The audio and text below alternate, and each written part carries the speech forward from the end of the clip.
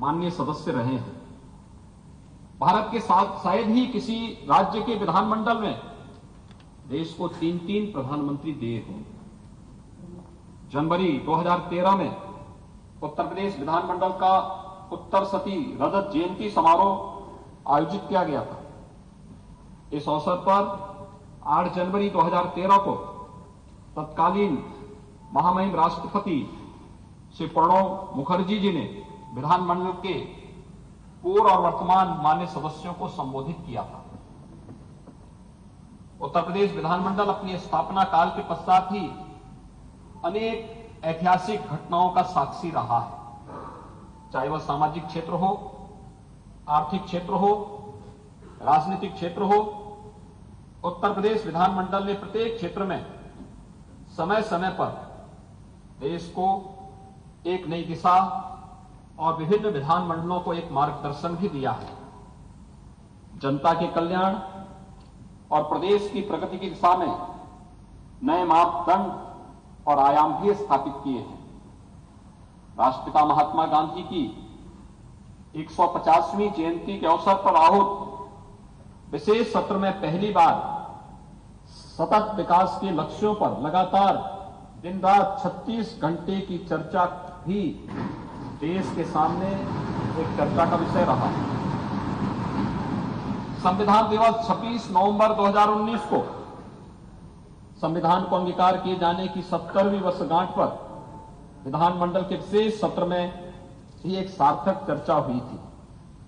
माननीय प्रधानमंत्री जी के नेतृत्व और मार्गदर्शन में स्वतंत्रता सेनानियों के सपनों के अनुरूप भारत का विकास वर्तमान में हो रहा है। इसके तहत उत्तर प्रदेश द्वारा विशिष्ट उपलब्धियां हासिल की गई हैं। नए भारत का नया उत्तर प्रदेश निरंतर आत्मनिर्भरता की ओर अग्रसर है। प्रदेश सरकार राज्य के समग्र विकास तथा गांव, गरीब, किसान, नौजवान, महिलाएं सहित समाज के प्रत्येक वर्ग के कल्याण के लिए पूरी प्रतिबद्धता के साथ कार्य कर रही है। सुदृढ़ कानून व्यवस्था से प्रदेश में विकास और निवेश का एक माहौल बना है।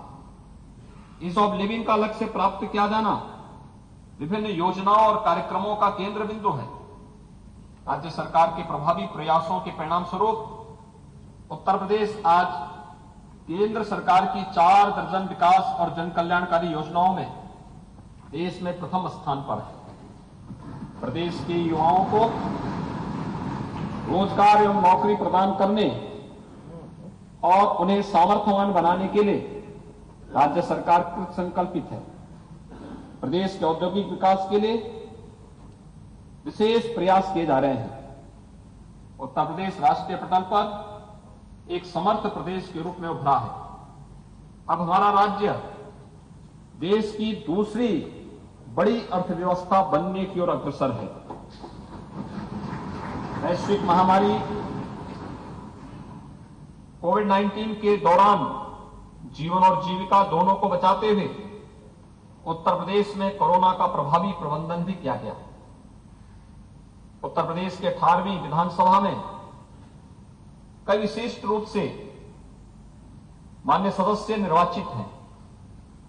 अभी हाल ही में महामहिम राज्यपाल जी के भाषण एवं वर्ष 2022-23 के प्रदेश सरकार के बजट पर विधानमंडल के मान्य सदस्यों ने संसदीय परिपक्वता का परिचय देते हुए एक सारगर्भित चर्चा को आगे बढ़ाया।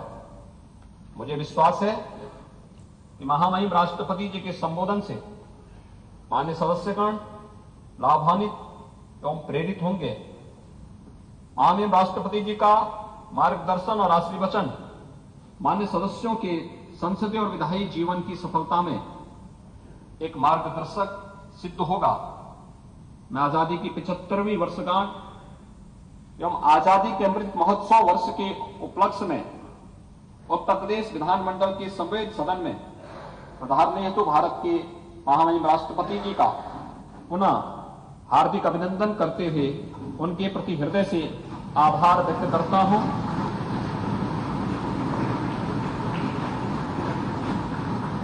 इस अवसर पर उपस्थित प्रदेश की महामहिम राज्यपाल जी, विधान परिषद के माननीय सभापति जी, विधानसभा के माननीय अध्यक्ष जी, विधानसभा में माननीय नेता प्रतिपक्ष तथा आप सभी मान्य सदस्यों को भी इस ऐतिहासिक अवसर का साक्षी बनने के लिए हृदय से धन्यवाद देता हूं।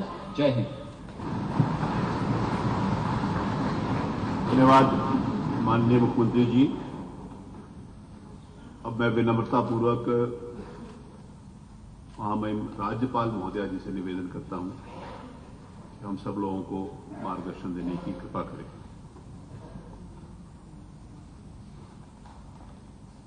देश के माननीय राष्ट्रपति श्री रामनाथ कोविंद जी, उत्तर प्रदेश विधान परिषद के माननीय सभापति कुंवर मानवेंद्र सिंह जी, उत्तर प्रदेश विधानसभा के माननीय अध्यक्ष श्री सतीश महाना जी, उत्तर प्रदेश के माननीय मुख्यमंत्री योगी आदित्यनाथ जी, माननीय नेता प्रतिपक्ष श्री अखिलेश यादव जी, दोनों सदनों के माननीय सदस्यगण, इस ऐतिहासिक अवसर पर मैं महामहिम राष्ट्रपति जी का स्वागत एवं अभिनंदन करती हूँ। उत्तर प्रदेश विधानमंडल के माननीय सदस्यों के लिए आज गौरव का क्षण है। महामहिम राष्ट्रपति की गरिमामयी उपस्थिति एवं उनका संबोधन माननीय सदस्यों के लिए प्रेरक और मार्गदर्शक है। इस पुनीत अवसर पर देश के स्वाधीनता संग्राम में अपने आप को आहूत करने वाले तथा देश के नेतृत्व देने वाली सभी महान विभूतियों के चरणों में आदरपूर्वक नमन करती हूँ, उन्हें कोटि कोटि वंदन करती हूँ। मैं उन सभी वीर जवानों को भी नमन करती हूँ जिन्होंने आजादी के बाद भी राष्ट्र रक्षा की परंपरा को जीवित रखा, देश की रक्षा के लिए सर्वोच्च बलिदान दिया और शहीद हो गए। इसके साथ ही जिन पुण्य आत्माओं ने आजाद भारत के पुनर्निर्माण में प्रगति की एक एक ईंट रखी, 75 वर्ष में देश को यहाँ तक पहुँचाया, मैं उन सभी को भी नमन करती हूँ। आजादी का अमृत महोत्सव देश के स्वावलंबन का प्रतीक है।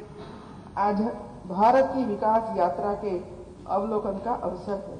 यह महोत्सव भारत के प्रधानमंत्री श्री नरेंद्र मोदी जी के नेतृत्व में 12 मार्च 2021 को साबरमती आश्रम से आरंभ हुआ था, जो 15 अगस्त 2023 तक 75 सप्ताह तक अनवरत जारी रहेगा।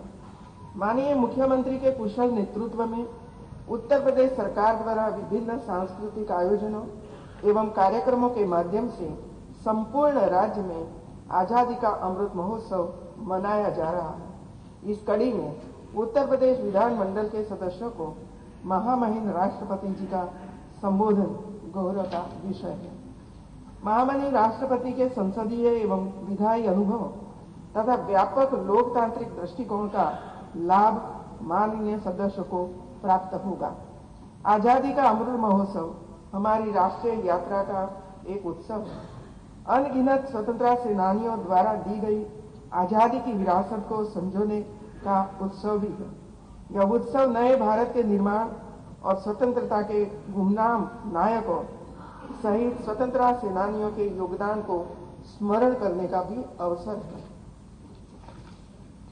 यह हमारा गंभीर दायित्व है कि हम स्वतंत्रता सेनानियों के बलिदान और उनके आदर्शों को आत्मसात करें और प्रेरणा लें। स्वतंत्रता सेनानियों के संघर्ष और बलिदान का ही प्रतिफल है कि आज हम आजाद भारत की सबसे बड़ी विधायिका में जनता का प्रतिनिधित्व कर रहे हैं। यह विधायिका उनके आदर्शों और संघर्ष का प्रतिरूप है, जिसमें समाज के किसी भी वर्ग, समुदाय, धर्म, जाति और अंतिम पायदान पर खड़ा व्यक्ति भी इस विधायिका का एक सम्मानित सदस्य निर्वाचित हो सकता है। उत्तर प्रदेश विधानमंडल का यह सदन ऐतिहासिक और क्रांतिकारी घटनाओं का अगुवा रहा है। देश को दिशा और नेतृत्व प्रदान करने वाले महान राजनीतिज्ञ एवं विभूतियां इस विधानमंडल के सदस्य रहे। स्वतंत्रता के लिए संघर्ष करने वाले पंडित गोविंद वल्लभ पंत, राजा श्री पुरुषोत्तम दास टंडन जी, आचार्य नरेंद्र देव जी, सर सैयद अहमद, पंडित मदन मोहन मालवीय जी, तेज बहादुर सप्रू जैसे अनेक राजनेता, विद्वान और जनसेवक इस विधायी संस्था से जुड़े रहे हैं। उत्तर प्रदेश विधानमंडल देश की विधान मंडलों में ऐसी अकेली संस्था है जिसने देश को श्री लाल बहादुर शास्त्री, चौधरी चरण सिंह और श्री वीपी सिंह जैसे प्रधानमंत्री दिए, जिसके साथ ही राज्य को सबसे अधिक 9 प्रधानमंत्री देने का गौरव भी प्राप्त हुआ है। स्वर्गीय अटल बिहारी वाजपेयी जी ने इस लखनऊ से निर्वाचित होकर देश का नेतृत्व किया और आज यशस्वी प्रधानमंत्री श्री नरेंद्र मोदी जी भी इस प्रदेश से निर्वाचित होकर देश को नेतृत्व प्रदान कर रहे हैं। देश को नेतृत्व प्रदान करने वाले राज्य के ऐतिहासिक विधानमंडल का सदस्य होना आपके लिए गौरव की बात है। एक जनप्रतिनिधि के रूप में माननीय सदस्यों की भूमिका में निरंतर वृद्धि एवं परिवर्तन हो रहे हैं। सदन एवं संसदीय क्षेत्र में कर्तव्यों एवं दायित्व का विस्तार हो रहा है। ऐसे में संसदीय ज्ञान और कार्य कौशल में विशेषता माननीय सदस्य गणों को अपने दायित्व निर्वहन में सरलता और सहजता प्रदान करती है। अतः माननीय सदस्य गणों को अपनी कार्यशैली एवं विशेष रूप से सदन एवं सदन के बाहर आचरण का अवलोकन करना होगा। सदन की कार्यवाही सुचारू एवं निर्बाध रूप से संचालित हो सके, राज्यपाल अभिभाषण जैसे संवैधानिक कार्य पर संसदीय आचरण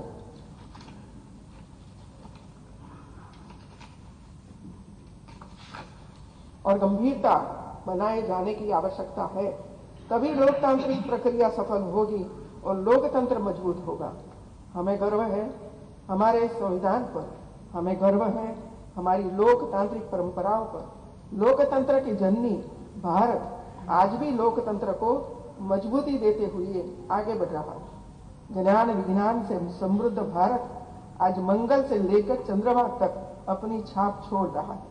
आज दुनिया के हर मंच पर भारत की क्षमता और भारत की प्रतिभा की गूंज है।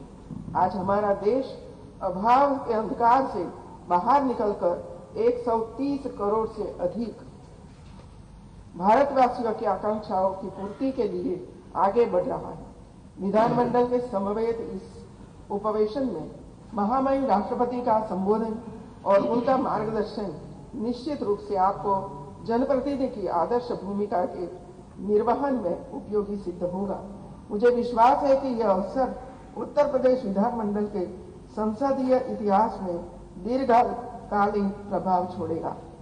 अंत में मैं विधानमंडल के समवेत इस उपवेशन में महामहिम राष्ट्रपति जी का पुनः अभिनंदन करती हूं तथा उत्तर प्रदेश के माननीय मुख्यमंत्री जी को इस ऐतिहासिक आयोजन के लिए आभार प्रकट करती हूं। इस अवसर पर उपस्थित विधान परिषद के माननीय सभापति कुंवर मानवेंद्र सिंह जी, विधानसभा के अध्यक्ष श्री सतीश महाना जी, विधानसभा में माननीय नेता प्रतिपक्ष श्री अखिलेश यादव जी एवं